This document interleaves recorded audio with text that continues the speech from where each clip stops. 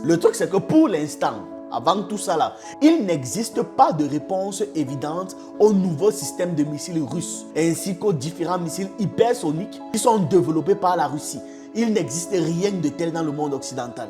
En l'espace d'une vingtaine d'années, la Russie s'est dotée d'un arsenal d'armes nouvelles qui, à bien des égards, surpasse la technologie occidentale en tout point et pour tout le bloc occidental réuni. Les Russes étaient intervenus en Syrie en 2012, mais ne s'y étaient réellement installés qu'à la fin de 2015. Pendant près de 3 ans, elle a profité de ce théâtre pour pouvoir construire et tester de nouvelles armes. Et les capacités de ces armes dépassaient largement ce que les États-Unis montraient durant la guerre froide. Certes, c'était encore des prototypes, ça restait aussi très rare, mais il était déjà clair que la domination occidentale n'était plus assurée. À titre d'exemple, la Russie possédait déjà une technologie capable de désactiver les systèmes de commande de l'OTAN, rendant les armes de l'OTAN tout simplement muettes, inactives. Ce n'était pas un brouillage au sens classique du terme.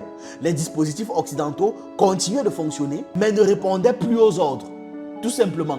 Pour prouver que ce système existait vraiment, Moscou l'a appliqué sur l'ensemble du territoire syrien. Et comme les zones couvertes étaient circulaires, le blocage a brièvement touché l'Iran, l'Irak et la Turquie pendant 2 jours. Aucun avion civil n'a pu décoller ni atterrir. Aucun.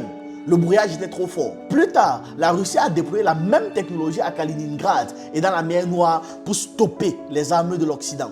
Les puissances occidentales, elles, testaient leurs armes. Certaines rumeurs affirmaient que la bombe atomique tactique utilisée aurait provoqué l'explosion dévastatrice du port de Beyrouth. En 2018, une fois la guerre en Syrie terminée, Vladimir Poutine a présenté devant le Parlement russe 6 armes dites invincibles. Le missile Sarmat, capable de quitter l'atmosphère, de faire le tour de la Terre et de replonger où il veut. Le Kinzhal, ou alors la dague, un missile hypersonique. Les armes à propulsion nucléaire Bourevechnik, qui est un missile, et Poséidon qui est une torpille. C'était en même temps. En 5, les avant-gardes, qui combinent la puissance du Sarmat et la manœuvrabilité du Kinzhal.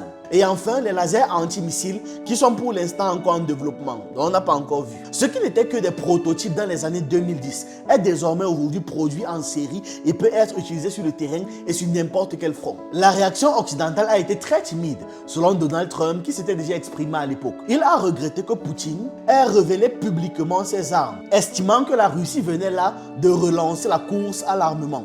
Dans le même souffle, il a annoncé que les États-Unis allaient reprendre leurs essais nucléaires.